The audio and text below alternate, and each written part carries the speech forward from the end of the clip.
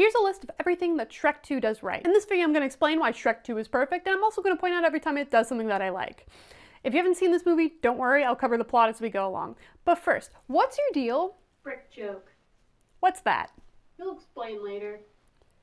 Whatever. Here we go. Shrek 2 takes place shortly after the events of Shrek, and if you haven't seen it yet, it's a subversion of fantasy where the ogre ends up with the princess and they lived happily ever after. They recap that and also introduce us to Prince Charming, who is the prince that Fiona would have ended up with had Shrek not gotten to her first. And then we see Shrek and Fiona's reference-riddled honeymoon. When they get home, Shrek and Fiona are invited to the kingdom of Far, Far Away to meet Fiona's parents and also get her father's blessing. Enough, Reggie. And Donkey goes too because Dragon has been acting all moody recently. This throwaway line by Donkey is establishing why we don't see Dragon and why he's going along, sure. It also could be considered the beginning of a brick joke. The original brick joke kind of went something like this. There's this guy who was really good at building walls. Like, that was his thing, was like knowing how many bricks go into a wall. He had 100 bricks for this wall that he was building, except by the end, he had only used 99. So he looks at this brick and then he goes, aha, and then he throws it up into the air. Unrelated. There's a story that I once heard about a woman and a man in an airplane. This woman had this yappy little dog and this man had a cigar. The yappy little dog was barking its head off at this guy, and this guy's cigar was like causing this woman's asthma to act up. So naturally they were bickering at each other and yelling at each other and causing quite a ruckus on this plane. At one point, the woman asks the man, well, why don't you just throw your cigar out the window? And the man is like, why don't you throw your dog out the window? Thinking that he's won the argument. Except then she throws her dog out the window. So then he throws his cigar out the window. But the woman held on to her dog's leash. So the woman is pulling her dog into this plane thinking that she's won. Except, wouldn't you know it, inside her dog's mouth when she finally gets it into the plane, can you guess what it was? The brick!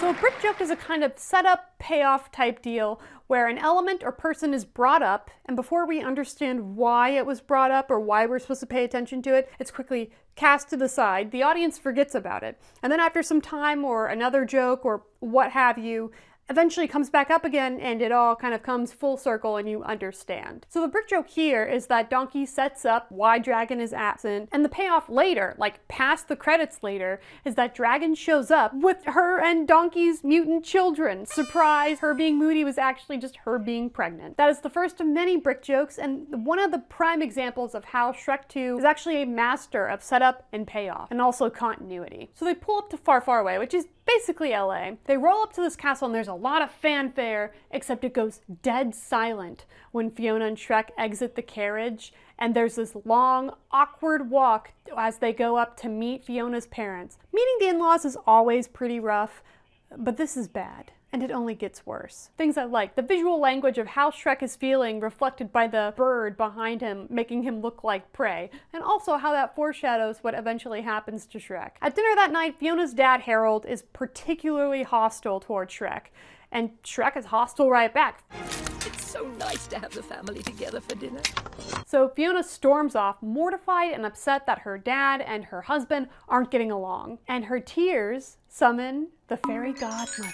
The fairy godmother has a be our guest, bippity boppity boo kind of introduction song where she's pumping Fiona up for the prince that the fairy godmother is going to help her get through all of her glitz and glam. Oh, sexy man, boy, chauffeur Kyle. Fairy godmother and Kyle are definitely hooking up. Fiona stops her and explains that she's already married, which makes the fairy godmother both surprised but also really upset for some reason. Fairy godmother gives Fiona her card and then leaves. Shrek and Fiona fight because Fiona just wants him to get along with her parents, and Shrek just wants to leave because clearly her dad doesn't want her there. At the same time, in Fiona's parents' room, Harold is explaining how he just wants what's best for Fiona, and Fiona's mom is trying to explain, like, you know, he's what makes her happy. You should be happy for her that she's happy. And then fairy godmother rolls up to the balcony, and fairy godmother has this godfather moment with these beefy security guys, and it looks like she's about to whack Harold. Except no, they're just at Frisch's, home with the big boy. We learned that fairy godmother helped Harold get his happily ever after, and in return, Fiona was supposed to marry Prince Charming,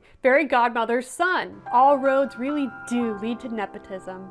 Fairy godmother consistently ruins her diet when she's stressed out. Somebody bring me something deep fried and smothered in chocolate. So fairy godmother's order is clear. Harold needs to get rid of Shrek so that way Prince Charming can have both his princess and his kingdom. The king goes to a seedy villain bar and hires an assassin to kill Shrek. We also meet Doris, who's arguably the best character in this movie. That night, Shrek can't sleep. He's surrounded by artifacts of a younger Fiona who wanted to end up with a Prince Charming and live happily ever after. And he struggles with feeling that he's somehow not good enough for Fiona. Harold stops by and says that he wants to reconcile with Shrek and gives him plans to meet up in the morning. In the morning, Shrek and Donkey follow the king's obviously shady directions until they meet the assassin, Puss in Boots. After Puss in Boots is beat and begging Shrek for his life, he explains that the king was the one who hired him. Shrek tries to contact the fairy godmother so that way maybe she can change him and make him the man that Fiona was supposed to marry.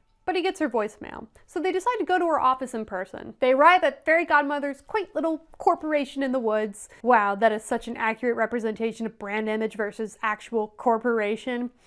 I'll take 20. Shrek, Donkey, and Puss sneak in by pretending to be union organizers. We don't even have dental. They don't even have dental. This movie is a gift! When Shrek talks to Fairy Godmother and explains that Fiona's unhappy and that he wants to change for her, Fairy Godmother blames Shrek, saying that ogres don't get a happily ever after. Shrek and company sneak into the potion room, steal a potion, and destroy Fairy Godmother's factory in the process. I'm a simple lady. I like Shrek in this comically small disguise. Donkey and Shrek drink the potion and nothing apparently happens, and then they pass out. The next morning, Donkey is a beautiful stallion and Shrek is a handsome guy. The potion worked, but if they want to keep these changes permanent, Shrek needs to kiss Fiona before midnight. On the way to the castle, Shrek appreciates handsome white guy privilege for the very first time, except when he goes up to Fiona's room, it's a trap, and he has to watch as Prince Charming pretends to be him, and Fiona is reluctantly buying it. Fairy Godmother guilts Shrek into letting Fiona go and letting her have the Prince Charming and the happily ever after that she deserves. And Shrek does so. He and company go back to that seedy villain bar, the Rotten Apple. Wait, seedy? Like apple seeds? Oh my god. Anyway, so they notice the king is in disguise and also heading into this one back room, so naturally they eavesdrop. The king wants to go back on their plan, but the Fairy Godmother admits to making people fall in love all the time. Yikes. And she gives Harold the potion that she was brewing and makes whoever drinks it fall in love with the first person that they kiss. And Harold is supposed to give that to Fiona that night. Fairy Godmother reminds him that she gave him his happily ever after, and she can easily take that away. Harold reluctantly agrees and takes the potion, except Shrek and company are discovered at Shrek's house. The side characters we saw earlier watching TV, which is actually the magic mirror from the first movie, when they see Donkey, Shrek, and Puss get arrested on this Cops parody. There are two details that stick out to me in particular.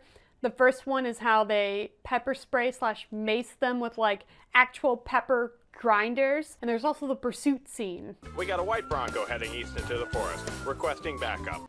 O.J. Simpson and Shrek 2. They really did that! Before the ball, Harold makes some tea and puts the potion in it. They talk and it sounds like Fiona's really unhappy with this new Shrek, and then they drink their tea. Dun dun dun! At the ball, Fiona is fed up with this Shrek and is about to leave when the Fairy Godmother breaks into what is like the best musical number of this movie. They did not have to go so hard with this song, but they did. Shrek makes it in time, but Charming suddenly kisses Fiona. Oh no! Except, psych, Fiona isn't in love with him. Harold didn't drug his daughter. Hooray! Good job. Enraged, Fairy Godmother blasts this bolt at Shrek, but Harold blocks it with his body, and it bounces off of his armor onto Fairy Godmother, who disappears with a pop. Fiona checks on her dad, but he croaked. Literally. It turns out this entire time he was originally a frog who went to Fairy Godmother to be turned into a prince. He thought that Lillian, his wife, aka Fiona's mom, wouldn't love him if she knew who he really was, so he changed for her. And now he has a change of heart. He says he's sorry to Shrek and Fiona, offers them his blessing, and that is resolved. Shrek tells Fiona that they can stay hot forever if she kisses him and asks if that's what she wants. Fiona's happy that Shrek is willing to change, but decides that she prefers Shrek as an ogre, or rather, who he naturally is. They both turn back into ogres. There's a dance party. There's a cover of La Vida Loca that slaps. Everyone lives happily ever after. The end. Shrek 2 is, dare I say, a masterclass of continuity and setup and payoff. In every single scene, there's a detail that's either a setup, a nod to continuity, foreshadowing, or a reference that the adults that are presumably taking their children to see this in theaters will enjoy. And sometimes setup and payoff can be referred to as Chekhov's gun, and here's why. If you say in the first chapter that there's a rifle hanging on the wall, in the second or third chapter it absolutely must go off.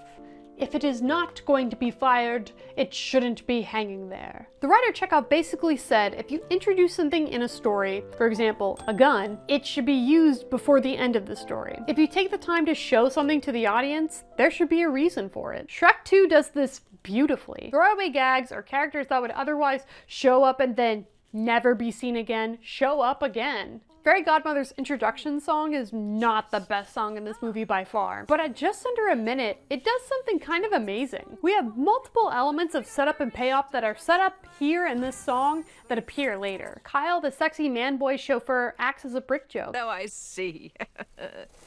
Let's go, Kyle. And we see it as a continuity nod later when he's playing piano for Fairy Godmother. The dog, a throwaway punchline in this song,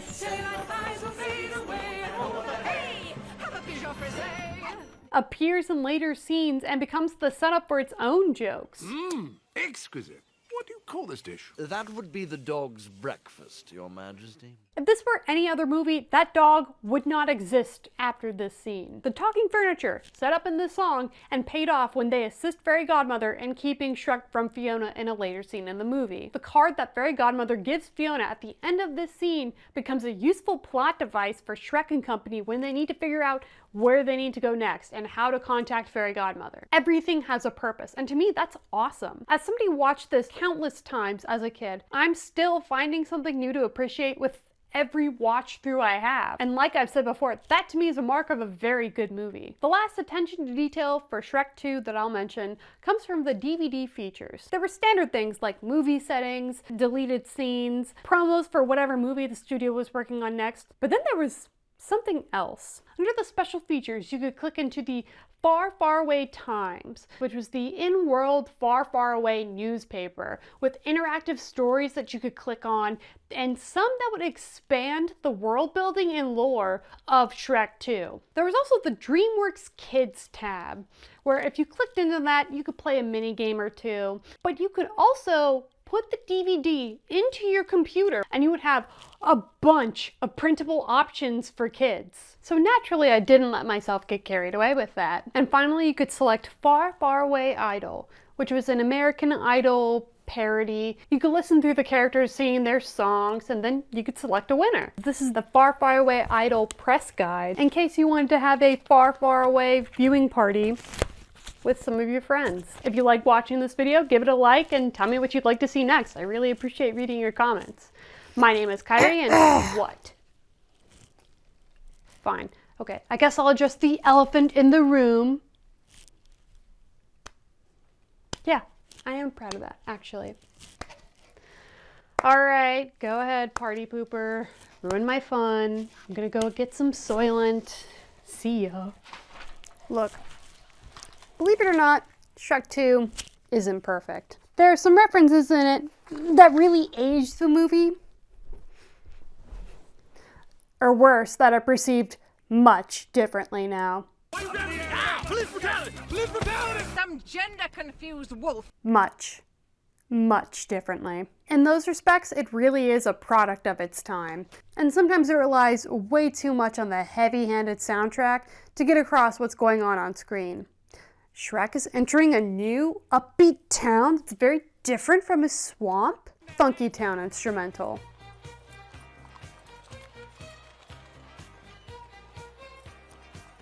Shrek can't sleep? I need some sleep. Worst of all, I found a setup and payoff mistake. In this scene right here, the Queen is looking at two different swatches while Harold is having his anxiety over whether or not his assassination plot is going off well. She picks a swatch.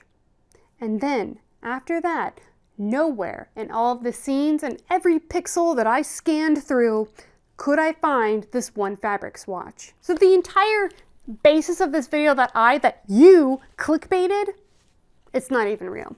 It's just clickbait. You done? Thanks.